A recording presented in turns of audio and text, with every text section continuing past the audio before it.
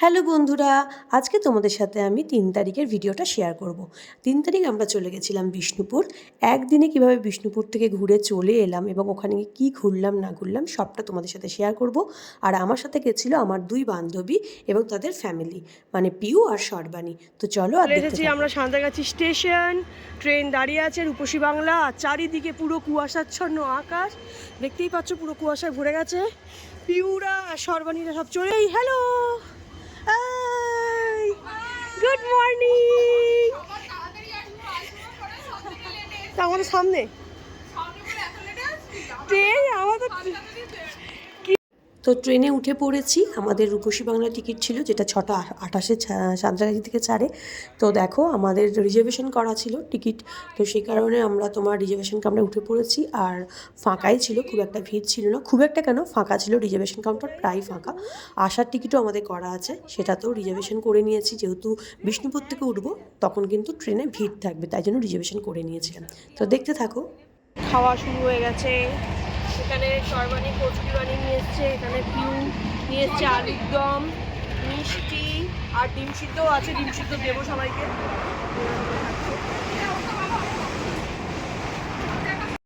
ব্রেকফাস্টটা নিয়ে এসেছিলো সর্বাণী আর পিউ, আমি শুধু ডিম সেদ্ধ আর মিষ্টিটা নিয়েছিলাম। তো ব্রেকফাস্ট পুরো জমে গেছিলো। ট্রেনের মধ্যে আমরা সকালে ব্রেকফাস্টটা করে নিলাম, তারপর নেমে তারপর দেখা যাবে কি পাই না পাই। যাওয়ার সময় রূপসী বাংলায় ট্রেনে রিজার্ভেশন না করলেও চলতো, খুব একটা ভিড় হয়নি। আর যেহেতু সরস্বতী পুজোর দিন ছিল, তো ডেলি প্যাসেঞ্জারের সংখ্যাটা খুবই কম ছিল, তাই জন্য খুব বেশি ফাঁকা ছিল আর কি। তো দেখো বাচ্চাগুলো ট্রেনের মধ্যে রীতিমতো দৌড়ে দৌড়ে খেলছিল, কিছু করার নেই, মানে পুরোই ফাঁকা। বাচ্চা তো বুঝতেই পারছো, তো সেই কারণে ওরা বেশ ভালো এনজয় করতে করতে যাচ্ছিলো, আর আমরা বাইরের দৃশ্য দেখতে দেখতে যাচ্ছিলাম। আমরা নেমে পড়েছি বিষ্ণুপুর স্টেশনে, দেখতেই পাচ্ছ এই যে সবাই এখানেই আছে। বিষ্ণুপুর স্টেশনে নেমে পড়েছি, এবার এখান থেকে আমরা বেরিয়ে যাব গাড়ি ধরার জন্য। এই যে বাইরে বেরিয়ে আমরা একটা মারুতি ভ্যান বুক করে নিয়েছিলাম ঘোরার জন্য। তো গাড়িটা নিয়েছিল আমাদের থেকে ১৫০০ টাকা, সারাদিন ঘোরাবে। তো সেই হিসেবেই আমরা বুক করে নিয়েছিলাম। এই যে আমরা ৩ জন বসে আছি পাশাপাশি, আর সামনে একদম বাচ্চাগুলো বসেছে, আর ওপাশে রাকেশ আর সত্যদা আর সর্বাণীর বোন বসেছে। কি হাওয়া! ভিডিও করছে বুঝলে কথা, কোনো এক্সপ্রেশন দেবে না কিন্তু তখন থেমে যাবে। তো প্রথমেই আমরা চলে এসেছিলাম রাসমঞ্চটায়। তবে এখানে একটা জিনিস খুব ভালো লাগলো, যে প্রত্যেকটা স্পট খুব সুন্দরভাবে মেনটেন করে রেখেছে, মানে এত সুন্দর পরিষ্কার ঝাঁচকচকে, খুব সুন্দর, বেশ ভালো লেগেছে আমাদের ঘুরে। চলে এসেছি রাসমঞ্চে, দেখো এখানে খুব সুন্দর করে গার্ডেন দিয়ে সাজানো। আজকে সরস্বতী পুজোর দিন সব বাচ্চারা কি সুন্দর শাড়ি পরে সেজে গুজে চলে এসেছে একদম। হ্যাঁ, রাসমঞ্চ অনেক ঘুরে নিয়েছি, ভেতরটা আমি ভিডিও করতে পারলাম না, রাসমঞ্চে এত হুড়োড়ি করতে ব্যস্ত ছিলাম। এখন চলে এসেছি পাঁচচূড়ার মন্দিরে।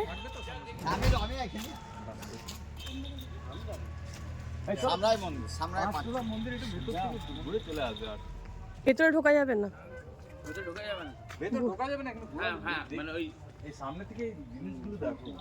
হ্যাঁ এগুলো পুরো পোড়া মাটির তৈরি, পোড়া মাটির কাজগুলো দেখো,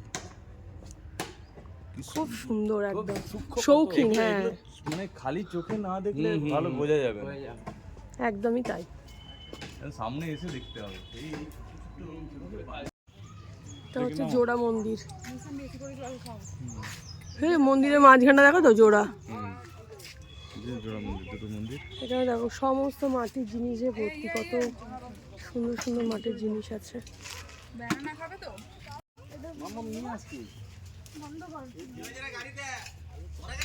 দেখো কত সুন্দর সুন্দর এগুলো, বোতলগুলো দেখো কি দারুণ দেখতে বোতলগুলো। এগুলো কিরকম দাম আছে? 150 টাকা আছে। 150? তো পড়ে গেলেই তো ভেঙে যাবে মনে হয়। এটা তুলসী মঞ্চ, বা কি সুন্দর তুলসী মঞ্চটা দেখো। হ্যাঁ কি সুন্দর দেখতে তুলসী মঞ্চটা, এটা নাট মঞ্চ।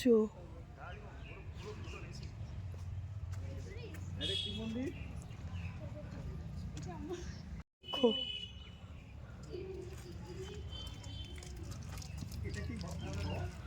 রাধেশ্যাম মন্দির,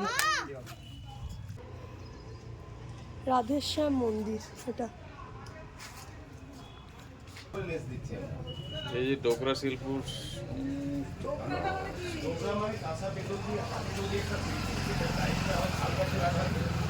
এগুলো অর্নামেন্ট,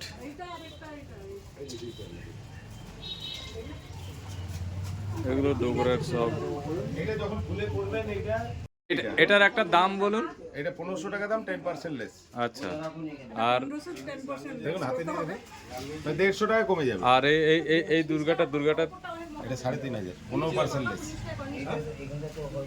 3500। ওটা 10% হবে। না এটা কত বলছেন? এখন আমরা চলে এসেছি দলমাদল।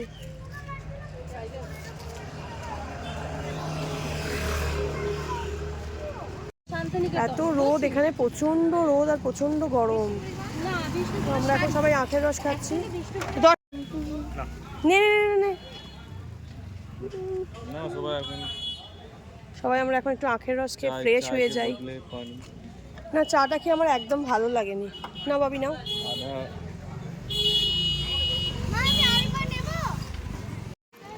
বলো লেবু দিনছে কিনা আমি বুঝতে পারা যাচ্ছে। কি কি কি বলো বলো ভালো করে বলছে বলছে বলছে লেবু দিয়েছেন কিনা। আরে ওকে বলতে দে না, বলো বলো রাকেশ দা ভালো করে লেবু দিনছে কিনা বুঝতে লারা যাচ্ছে। বুঝতে লাড়া গেছে। আমরা বুঝতে পারছি না। দলমাদল কামান দেখার আগে আমরা চলে এসেছি ছিন্নমস্তা মন্দিরে। তো মন্দিরের ভেতরে আমরা ঢুকিনি, যেহেতু খাওয়া খাওয়া ছিল, তো সেই অবস্থায় আর ঢুকিনি। তো বাইরে থেকে মন্দির দর্শন করে নিলাম। তারপরে এইখানে চলে এসেছিলাম মন্দিরের পাশেই। এখান থেকে সব ক্লে দিয়ে খুব সুন্দর সুন্দর জিনিস তৈরি করা ছিল। তো সেখান থেকে সর্বাণী একটা কিনলো। দলমাদল কামান, এই যে দেখো এটা হচ্ছে কামান।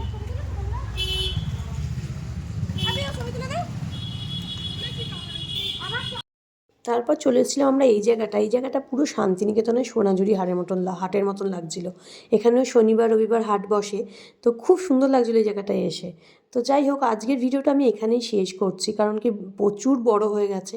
আর বিষ্ণুপুর জায়গাটা ছোটোর মধ্যে কিন্তু অনেকগুলো ঘোরার জায়গা আছে। তো আরও কিছু স্পট বাকি রয়ে গেল, সেটা আমি নেক্সট ভিডিওতে তোমাদের সাথে শেয়ার করব। তো বিষ্ণুপুরের ওয়ান ডে ভিডিওটা আমি দুটো পার্ট করে দেব। তো যাই হোক, কেমন লাগলো অবশ্যই জানিও। আর যারা ঘুরতে ভালোবাসো তাদেরকে বলবো, একদিন সময় যখনই পাবে তখনই বেরিয়ে পড়ো। আমাদের জীবনটার কোনো স্থায়িত্ব নেই, আজ আছে কাল নাও থাকতে পারে। তাই জন্য বলছি, ছোটোখাটো ট্যুর আমরা করতেই পারি। যাদের ভালো লাগবে অবশ্যই লাইক করে দিও।